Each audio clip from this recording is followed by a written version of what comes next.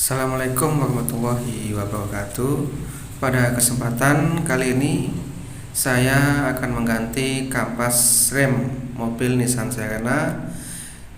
Kebetulan kemarin pas perjalanan jauh itu terdengar ada suara aneh ketika direm. Setelah dicek ternyata kampasnya udah tipis.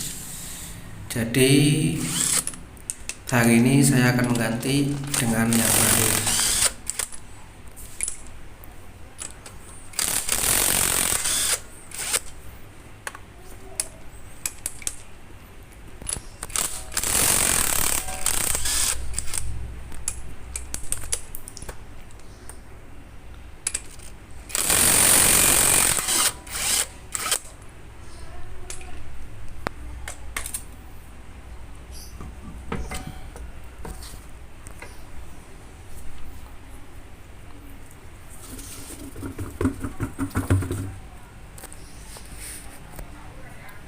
Setelah ban terbuka, kita cek ternyata ada istilahnya piringannya itu kemakan ataupun beradu pada besi kampas. Yang belakang masih aman. Jadi emang benar-benar ini kampasnya udah habis. Ini udah habis banget, ini udah tipis.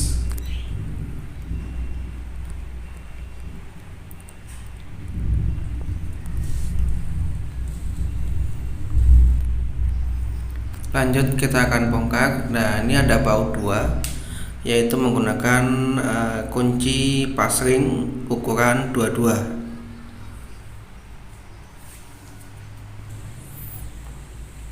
Ini piringan yang samping udah udah kena nih. Nah, ini setelah kebuka ternyata emang benar-benar udah habis.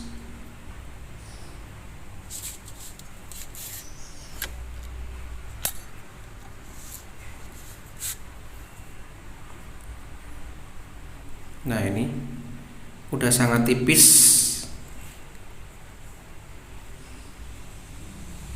dan ujungnya udah kemakan besinya, jadi udah beradu sama disc brake.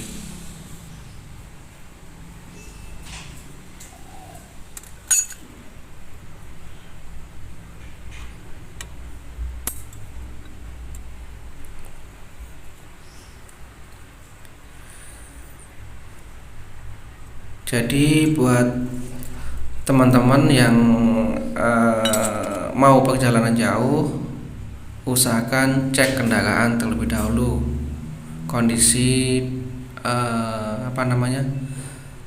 kampas rem atau fungsi-fungsi yang lain normal apa tidak. Kalau normal boleh lanjut. Apabila ada kejanggalan, ya mau nggak mau diganti dulu atau diservis supaya tidak terjadi apa-apa di dalam perjalanan nantinya.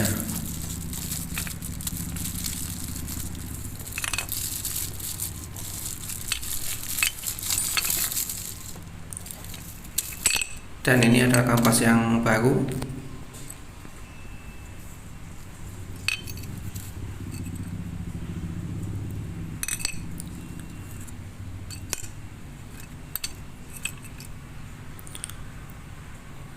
Dari tebel sampai habis. Ya, ini pemakaian mungkin rata-rata di antara 3 sampai 4 tahun baru dilakukan penggantian. Ini untuk mengepres piston ada 2 cara, yaitu pakai kunci pasring, tapi yang ini kayaknya agak susah.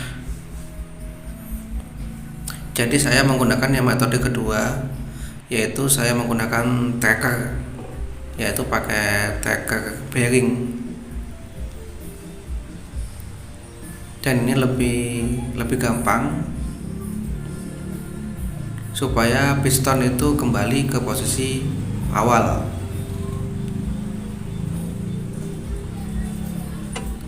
Kalau yang pakai piston satu mungkin lebih gampang karena ini pistonnya dua.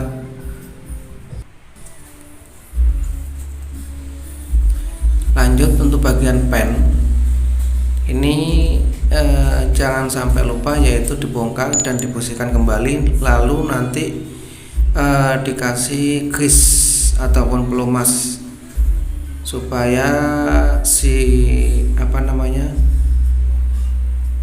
sistemnya nanti istilahnya nggak kemakan sebelah untuk bagian kampas. Tapi ada dua kemungkinan apabila kampas kemakan sebelah, itu biasanya satu yaitu pennya ini macet, atau yang kedua untuk bagian si piston itu biasanya karat, jadi dia nggak mau balik, jadi pistonnya macet. Itu sering terjadi. Nah, ini piston yang tadi udah dipres. Kalau kondisi bagus dia nggak akan ngunci, tapi kalau kondisinya si piston ini karat terus nggak bisa balik, mau nggak mau piston bisa diganti ataupun di repair. Ini untuk cara pemasangan si kampasnya. Di sini ada per, ada ring plat ya. Ini usahakan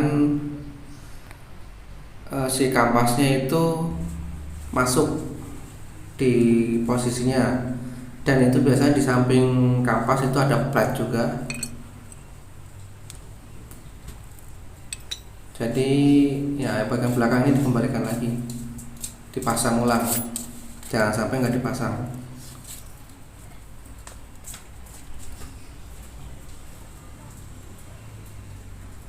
Nah, ini platnya nih.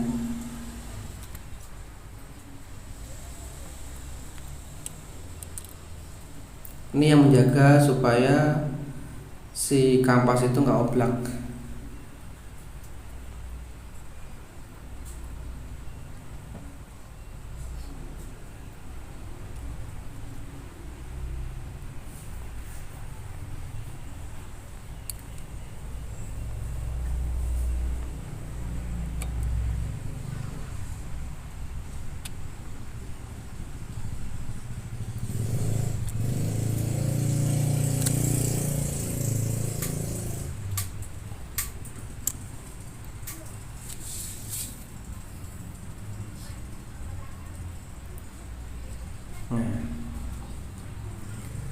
Usahakan posisi awal harus bisa masuk pada disk. Nah, ini udah oke ya, gampang. Tinggal pemasangan kembali yaitu baut yang kedua tadi, baut ukuran 22.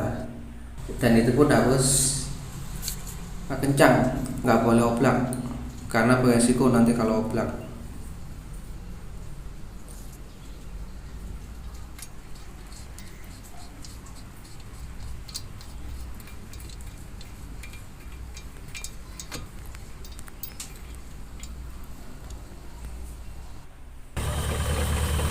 Ini saya gunakan amplas yang tadinya kemakan besi kampas.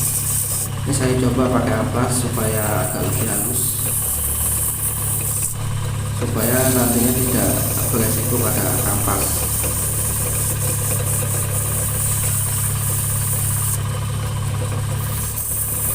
Biar nggak terlalu tajam istilahnya pada bagian.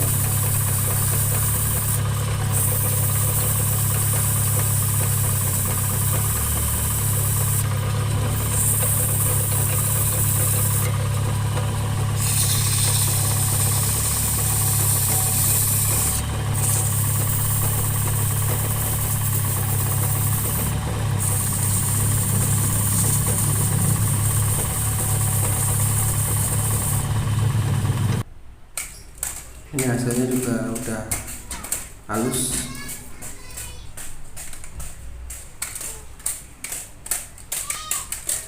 jadi aman bagi kampasnya.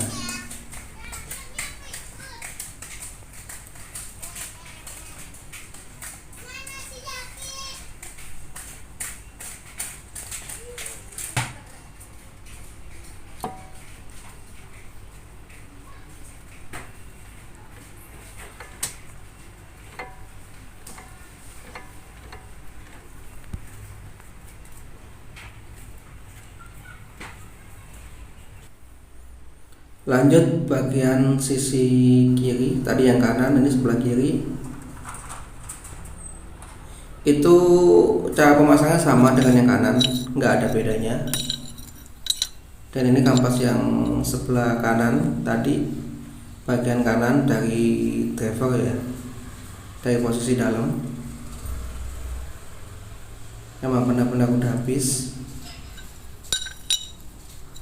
Dan yang ini itu adalah bagian kiri, ini juga udah tipis tapi masih belum kemakan.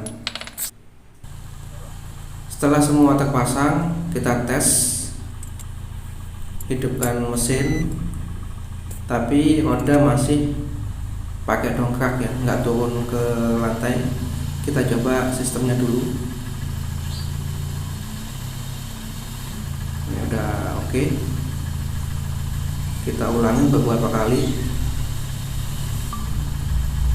untuk memastikan bahwa rem itu berfungsi dengan baik.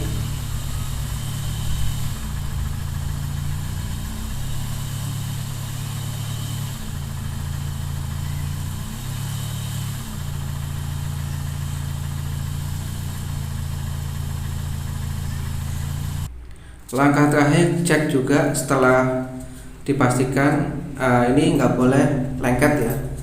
Kalau dia digerakkan pakai tangan itu mudah, berarti sistem normal.